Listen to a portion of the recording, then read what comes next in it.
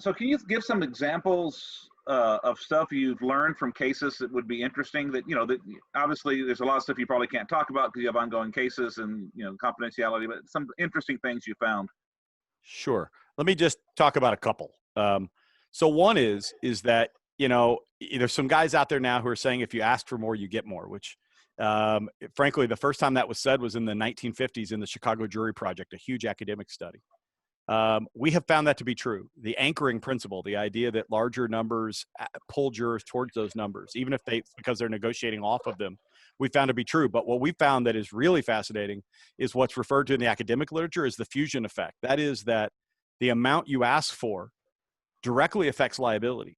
So we have seen, for example, that even though we presented an hour-long presentation of evidence, and the only thing we change is the 5 seconds in which you say the amount you're asking for as a plaintiff's attorney, for example, we've seen that sway the liability findings by 10%. 10%, you're losing or gaining 1 out of every 10 jurors, which can really make a huge difference in the ultimate result of the case. And the only thing you change is how much you ask for. So Wow. how does that work? How does that work? Well, here's the thing. Most times we're seeing liability climb as you ask for more until Really? a point that we would call the cliff. So there's always a cliff.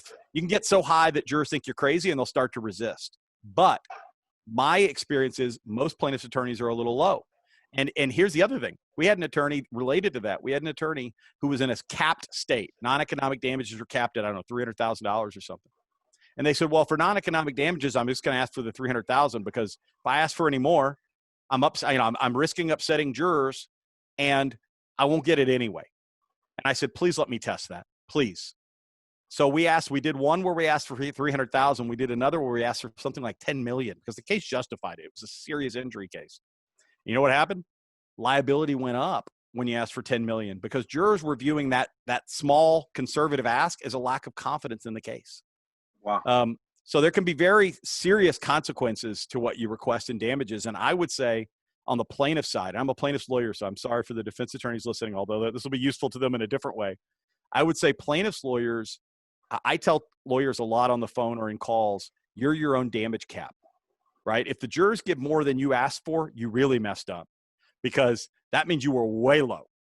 And the whole smell test that many of us were taught, be very careful not to ask for any more than exactly what jurors could stomach. And if they're ever upset, I'm not so sure that's true. I'm not so sure that's the best way to try a case. So that's one. I'll just mention one more if it's not too boring. Yeah, no, this is great. I'll mention one more really fun finding. So let me just give you a very specific example. We find that testing whether witnesses are effective or not is very useful because it checks our own prejudices and biases. And as lawyers, we're not that great at this, at judging. So let me just give you one example. We were working on a case where the witness was a man who was suing for legal malpractice. The male attorney, who was a partner in the firm that we met with, said, this is the best witness I've ever had. He was a quarterback in college. He's a big, tall guy. He's good looking. He's articulate. He'll carry our case. The female partner sitting there with him said, are you kidding right now? He's a jerk. And I mean, just like night and day, their opinion of this witness. I said, well, we'll show some video of him and see what happens. We showed video of this witness, and 55% of all jurors said they didn't believe him and thought he wasn't credible. And when they did, the win rate among those jurors was something like 20%. Wow. Well, that was one of those things where a simple 5-minute video clip and getting 300 or 400 jurors to tell us what they saw might have avoided a colossal mistake. Because what I've seen is that we are very bad, including myself, at guessing what jurors will think of witnesses. And so that's another one that to me is always worth doing, is trying to figure out and check our own blind spots. There's been a lot of fun things like that. It's amazing what happens when you let enough people look at a case. They'll almost always find something you missed, and you're awfully glad they told you before trial.